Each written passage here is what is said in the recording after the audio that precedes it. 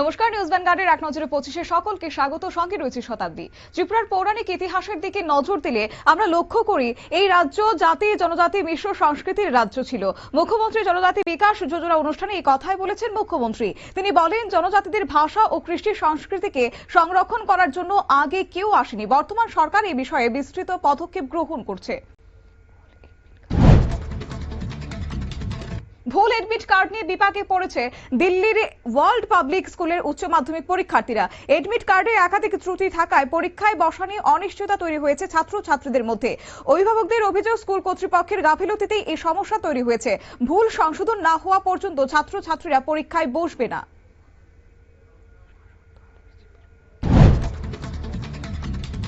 শাসক দল বিজেপির হুমকিকে উপেক্ষা করে বন্ধকে সমর্থন জানিয়ে সারা রাজ্যে বন্ধ পালন করেছে রাজ্যবাসী। বৃহস্পতিবার এক সাংবাদিক সম্মেলনে এমনটাই দাবি করেছেন প্রদেশ কংগ্রেস কমিটির মুখপাত্র প্রবীর চক্রবর্তী। বন্ধকে সফল করায় রাজ্যের আপামর জনসাধারণকে অভিনন্দন জানিয়েছে কংগ্রেস।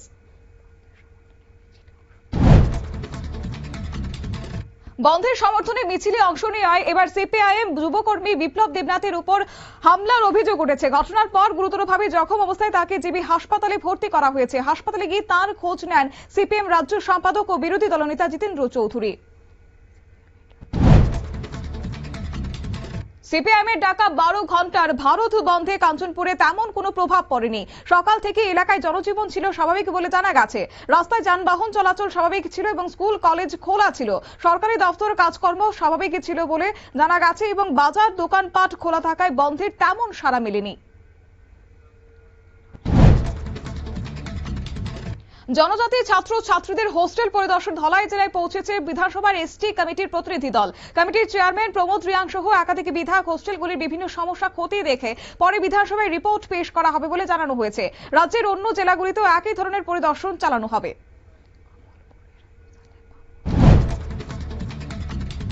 কমলপুরে সালেমা মোটর স্ট্যান্ড প্রাঙ্গণে সহায়ক মূল্যে ধান ক্রয় কর্মসূচির সূচনা হয়েছে। খাদ্য জনসংবরণ ও ক্রেতা স্বার্থ বিষয়ক দপ্তরের উদ্যোগে এবং কৃষি দপ্তরের সহযোগিতায় 3 দিনে ব্যাপী এই কর্মসূচি চলছে। এই ধান ক্রয় অনুষ্ঠানের সূচনা করেন বিধায়ক স্বপ্না দাস পাল। ত্রিপুরার শিল্প বিকাশে কৌশলগত রূপরেখা শীর্ষক গ্রন্থের উদ্বোধন করেছে মুখ্যমন্ত্রী মানিক সাহা।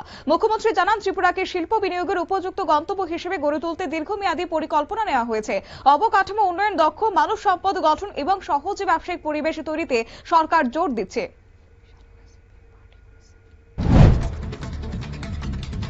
বিশালগড়ে সিপিএম পার্টি অফিসে বিজেপি কর্মীদের উপর হামলার ঘটনায় বৃহস্পতিবার বিশালগড় থানা অফিস টিলে এলাকায় উত্তেজনা ছড়িয়েছে। সিপিআইএম এর অভিযোগ, বন্ধকে কেন্দ্র করে তাদের পার্টি কার্যালয়ে হামলা চালানো হয়। তবে কর্মীদের বিরুদ্ধে অভিযোগ ভিত্তিহীন বলে দাবি করেন বিশালগড় বিজেপি মণ্ডল সভাপতি তপন দাস। ভিলেজ কাউন্সিল নির্বাচন নিয়ে বিভ্রান্তি দূর করলেন মুখ্যমন্ত্রী মানিক সাহা। তিনি জানিয়েছেন, একসঙ্গে নির্বাচন করার কোনো নির্দেশ এখনো আসেনি। মুখ্যমন্ত্রীর কথায় বিষয়টি বর্তমানে আদালতের বিচারাধীন।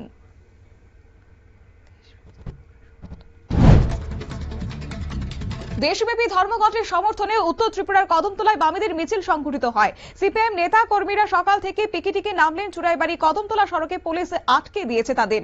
আন্দোলনকারীদের সাময়িকভাবে একটি বিদ্যালয়ের মাঠে নিয়ে গিয়ে প্রায় 2 ঘন্টা আটকে রাখা হয়। পরে তাদের ছেড়ে দেওয়া হয়েছে। একটি সুস্থ, নিরাপদ ও সমতা ভিত্তিক সমাজ গঠনে বাল্যবিবাহ, লিঙ্গভিত্তিক সহিংসতার বিরুদ্ধে সম্মিলিত অবস্থান জরুরি। সমাজ কল্যাণ ও সমাজ শিক্ষা দপ্তরের উদ্যোগে এক কর্মসূচিতে এই কথাই বলেছেন মন্ত্রী টিঙ্কু রায়। তিনি বলেন, সামাজিক দায়িত্ববোধের মাধ্যমেই আগামী প্রজন্মের সুরক্ষিত ভবিষ্যৎ গড়ে তোলা সম্ভব হবে। ধর্মঘটের সমর্থনে জিরানিয়ার খামতেং এলাকায় সিপিআইএম এর উদ্যোগে রেল রোকো কর্মসূচি পালন করা হয়। আগরতলায় পিকেটাররা রাস্তায় দাঁড়িয়ে অটোরিকশা, বিভিন্ন গাড়ি আটকে দেন। এতে কিছু সময়ের জন্য রেল ও সড়ক যোগাযোগ ব্যাহত হয়। পুলিশের হস্তক্ষেপে পরে রেল ও যান চলাচল স্বাভাবিক হয়েছে। দেশব্যাপী ধর্মঘটের বিরোধিতায় আগরতলায় বিক্ষোভ মিছিল করল বিএমএস ও বিজেপি যুব মোর্চা। মিছিল থেকে দেশব্যাপী এই বন্ধকে কর্মনাশা বলে দাবি তুলে স্লোগান শ্রমিক এবং যুব কর্মীদের। পাশাপাশি এই বন্ধের মাঝে দোকানিদের দোকানপাট, ব্যবসা বাণিজ্য খুলতে সাহায্য করেছে দলীয় কর্মীরা।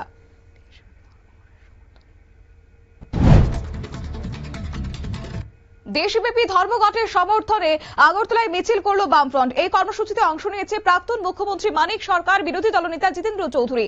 এছাড়াও উপস্থিত ছিলেন সিটুর রাজ্য সভাপতি মানিক দে সহ অন্যান্য নেতৃত্বরা।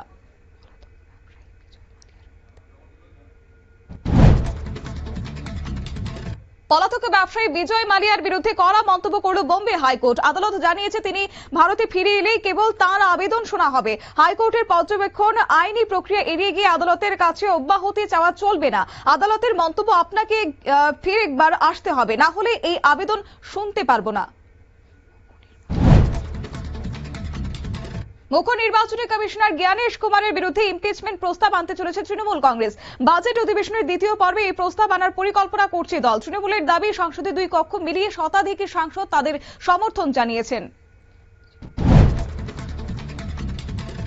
চিকিৎসকদের ক্রেতা সুরক্ষা স্বার্থে আইনের বাইরে রাখতে সুপ্রিম কোর্টে মামলা করেছে association of health care providers of India. সংগঠনের পক্ষ থেকে দাবি করা হয়েছে চিকিৎসা পরিষেবা অনিশ্চিত, পেশাগত সিদ্ধান্তের উপর নির্ভরশীল। মামলার পরিপ্রেক্ষিতে কেন্দ্রীয় সরকার ও ন্যাশনাল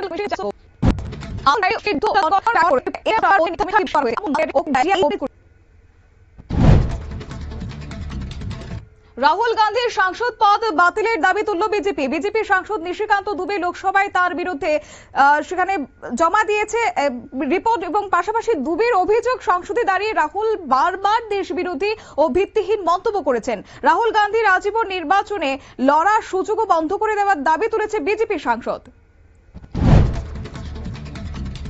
দিল্লিতে লালকেল্লার সামনে ভয়াবহ বিস্ফোরণের নেপথ্যে রয়েছে পাকিস্তানের সন্ত্রাসবাদী সংগঠন মাসুদ আজহারের জৈশ-ই-মোহাম্মদ। এমনটাই দাবি করা হয়েছে রাষ্ট্রসংঘের সন্ত্রাস বিরোধী পর্যবেক্ষণের দলের একটি রিপোর্টে। সন্ত্রাসী কর্মকাণ্ড জোরদার করতে সংগঠনটি সম্প্রতি একটি মহিলা ব্রিগেড গঠন করেছে বলেও জানানো হয়েছে।